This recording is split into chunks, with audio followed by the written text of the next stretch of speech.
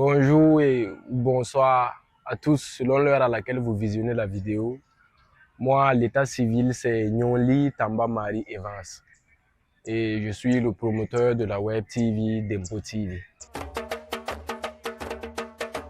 L'idée de la création de Dempo TV m'est venue en analysant un peu l'écosystème dans lequel je vis, c'est-à-dire l'écosystème africain.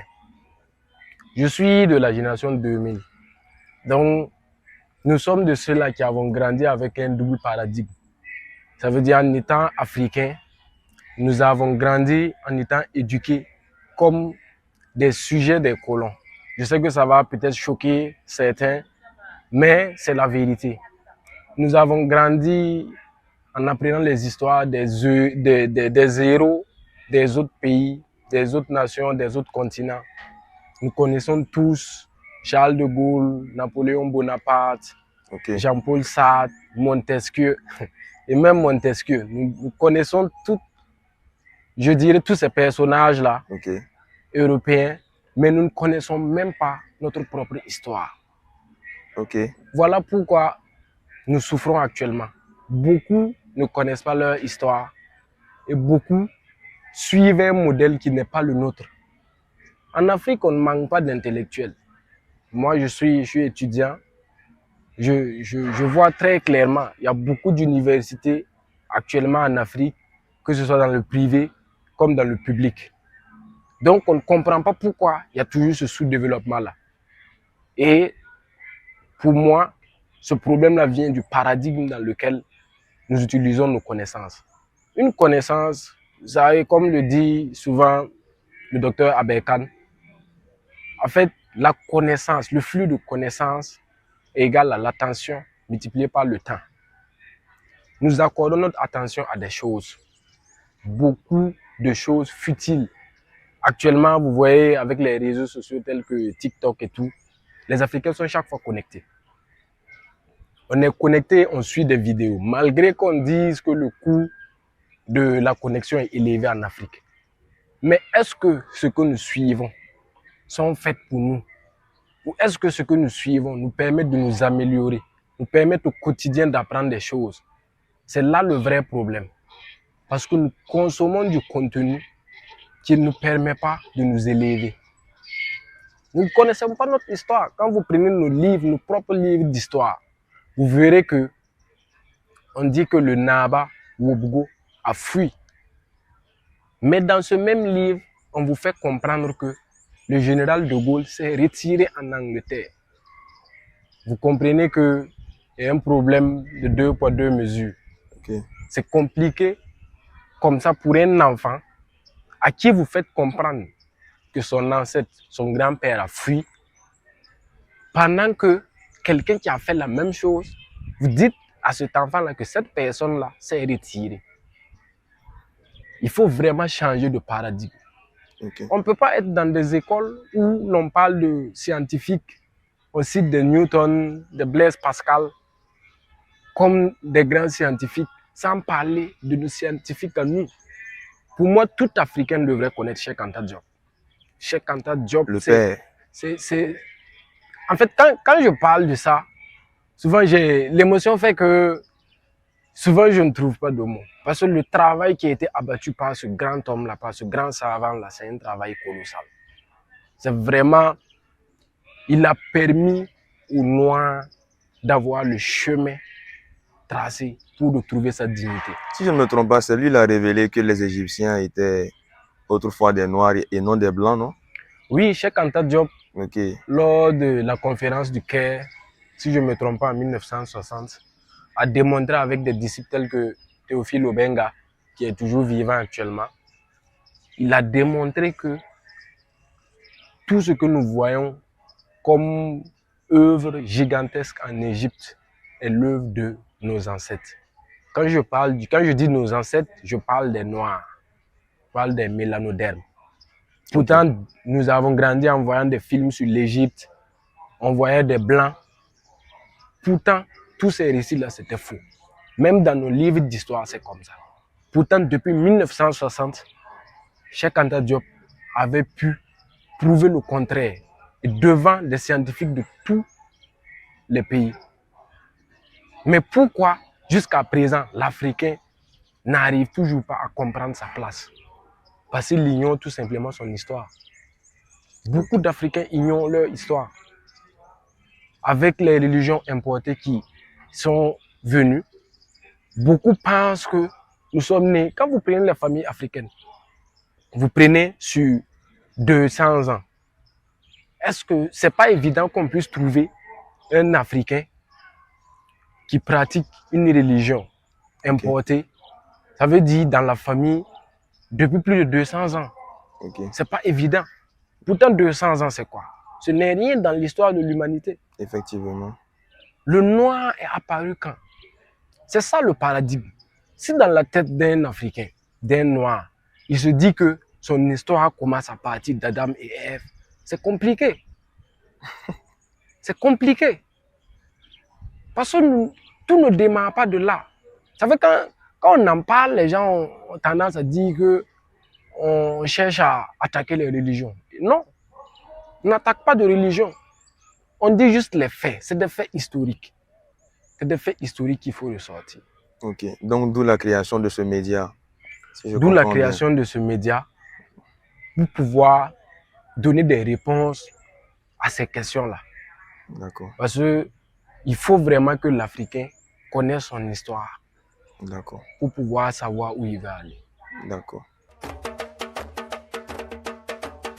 Je dirais que la mission première de Dempo TV est d'offrir en fait une plateforme qui permettra de donner les informations, un contenu de qualité et un regard décomplexé de l'Afrique par des Africains dans un paradigme africain. C'est un peu, je dirais que ce sont les grandes lignes de la mission de Dempo TV. Parce que en 2021, par exemple, j'ai vu des youtubeurs tels que Ibrahim Kamara exploser sur le web. En réalité, il y avait une demande très forte. Je suis de cette génération-là qui est très décomplexée par ma jeunesse. Nous avons eu pratiquement les mêmes munitions que les enfants européens. Puisque les mêmes médias qui suivaient, nous les suivions. Les mêmes documentaires, nous les suivions. En réalité, actuellement, nous sommes dans un monde où l'étalon de valeur, c'est la connaissance. Il n'y a rien de plus important que la connaissance. On peut vous prendre tout sauf votre connaissance. D'où l'importance d'avoir notre version réelle des choses. De connaître notre version des choses qui, sans prétention, je dirais, est la réelle version des choses. Ok. Mais vous avez au moins conscience que ça serait un combat très très lourd à mener. Oui, ça sera un combat très lourd à mener. Nous en avons conscience. Nous en avons conscience. C'est ce qui fait même que les activités de Dempo TV ont pris du temps avant d'être lancées. Parce que nous avons mûri l'idée pendant longtemps. Nous avons pesé les différents éléments et nous avons vu que nous sommes obligés d'honorer cette mission. Parce que là, je dirais que la survie de notre race en dépend. La survie réelle de notre race en dépend. Il faut que les nouvelles générations sachent qui est le noir. Nous ne voulons plus voir des jeunes filles se dépigmenter juste à cause d'un complexe d'infériorité. Il n'y a rien de plus beau que le noir. Nous ne devons pas avoir de complexe d'infériorité par rapport à quiconque sur cette planète. Nous sommes tous des frères égaux. Il n'y a personne, il n'y a pas de peuple élu. Personne n'est l'élu, nous sommes tous des élus. Nous devons aller vraiment vers cette vision globale du monde. Parce que nous entrons dans un monde, et comme on le dit, le monde devient un village planétaire.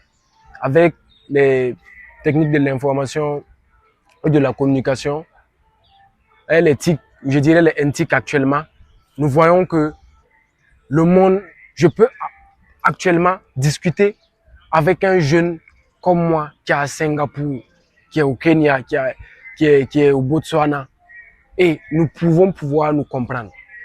La barrière de la langue ne peut plus freiner le développement des Africains. Parce qu'il y a des outils qui ont été créés et la plupart de ces inventions-là, beaucoup ne le savent pas. Mais tout a commencé par des Noirs. Nous pensions tous que c'est Thomas Edison qui avait inventé l'ampoule. Pourtant, ce n'est pas le cas. Nous en reviendrons un peu plus tard sur Dempo TV. On a beaucoup à vous dire. On a beaucoup à faire comprendre. Mais ce qu'on demande aux Africains, c'est de prendre le temps de vraiment repartir à la source, de vraiment chercher à comprendre ce qui s'est passé. Pourquoi nous sommes un continent sous-développé? Nous sommes très riches, contrairement à ce que l'on veut nous faire croire. L'Afrique est un continent très riche. Mais pourquoi sommes-nous jusqu'en 2023 sous-développés? Pourquoi nous cultivons toujours avec des dabas dans nos villages?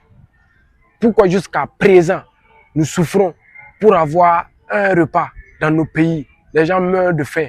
Pendant qu'en Europe, en Occident, l'obésité tue plus que la faim. Il faut vraiment toucher du doigt les réels problèmes. N'ayons pas peur de parler. Disons-nous les choses pour faire avancer notre continent. Vous voyez, je suis burkinabé. Actuellement, vous voyez ce qui se passe dans notre pays. Avec notre nouveau président, Ibrahim Traoré, il y a de l'espoir.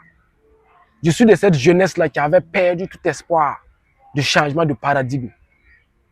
Parce qu'on était vraiment dans un système de néocolonisation. Nous ne nous battions pas pour les intérêts de nos propres pays. Nous voyons des gens se promener dans des voitures de 100 millions, 200 millions au Burkina Faso. Pendant que des gens ont faim. C'est compliqué. C'est compliqué. Battons-nous, aimons-nous. Vous savez, je pose souvent ces deux idées philosophiques là. Le cogito ergo sum. Je pense donc je suis occidental, qu'on prend comme modèle par excellence. Mais pour moi, je préfère mon Ubuntu. Qui veut dire? Qui veut dire mon Ubuntu. Qui veut dire je suis parce que nous sommes. Je suis parce que nous sommes. Oui, je suis fort, hein? parce que nous sommes. Pour l'Africain, c'est ça. Nous avons toujours vécu en communauté.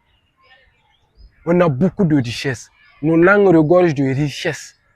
Mais on nous fait comprendre qu'on n'a pas d'histoire. Sarkozy l'avait dit lors d'un discours que le malheur de l'Afrique, c'est de ne pas avoir d'histoire. Pourtant, nous sommes le peuple le plus chargé en histoire. Alors, chers Africains, changeons la donne. Donnons-nous les moyens de changer la donne. Cherchons à savoir vraiment qui nous sommes.